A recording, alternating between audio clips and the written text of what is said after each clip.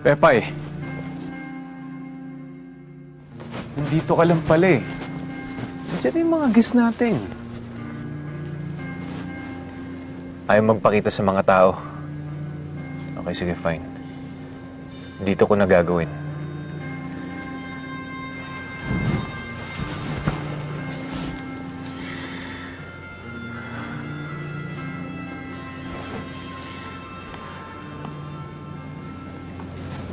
Pepay, pakasalan mo ko. Pepay? Pepay? Pepay?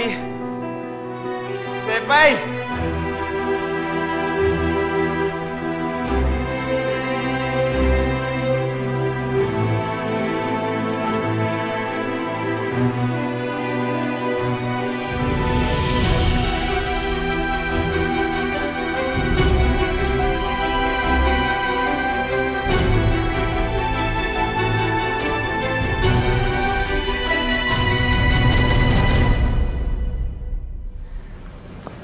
Pepay, tayong dalawa lang nandito. Wala kang ibang dapat pakinggan kundi ang sarili mo. Isipin mo lang sino may kayang kupkupin ng nanay mong kriminal. At isaalang-alang sarili niyang pamamahay para sa kaligtasan niyo. Sino ang lalaking karapat dapat mo makasama habang buhay? Jeffrey, magpapakasal ako sa lalaking mahal ko. At hindi ikaw yun. Hindi kita mahal. Kaya hindi ako magpapakasal sa'yo.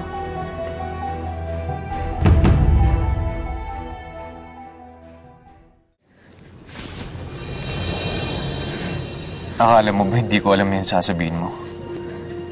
Bakit ka tumatanggi? Dahil hindi mo alam kung ano kaya kong gawin? Yun ba yung Pepay? Bakit, Jeffrey? Anong gagawin mo? Isusumbo mo kami kay Mama kay Tita Nurit? Kaya kong linisin ang pangalan ng mama mo. Katunayan niya, kumausap na ako ng abogado.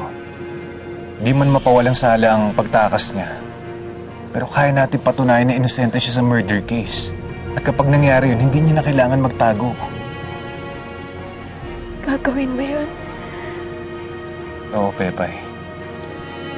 Pero para mangyari yun, magpapakasal ka sa akin.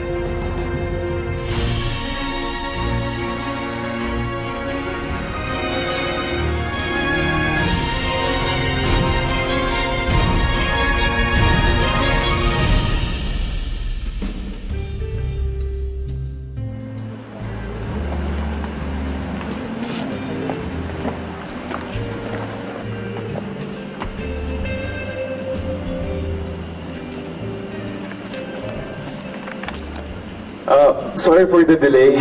Pero ngayon nandito na si Pepay. Everyone can settle. Siguro, alam naman nating lahat kung bakit tayo nandito, di ba? To witness the very important event of my life.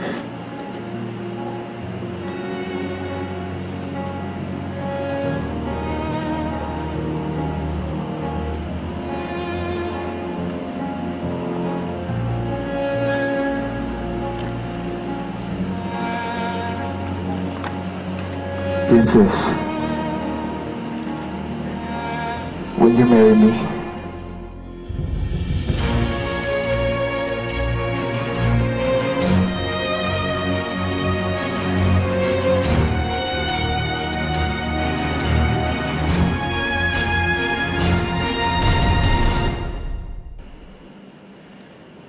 Oo, Jeffrey.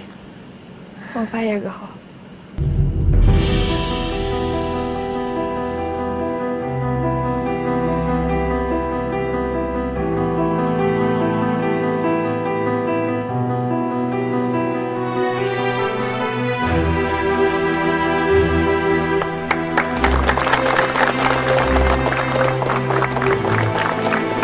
So, let's enjoy the night.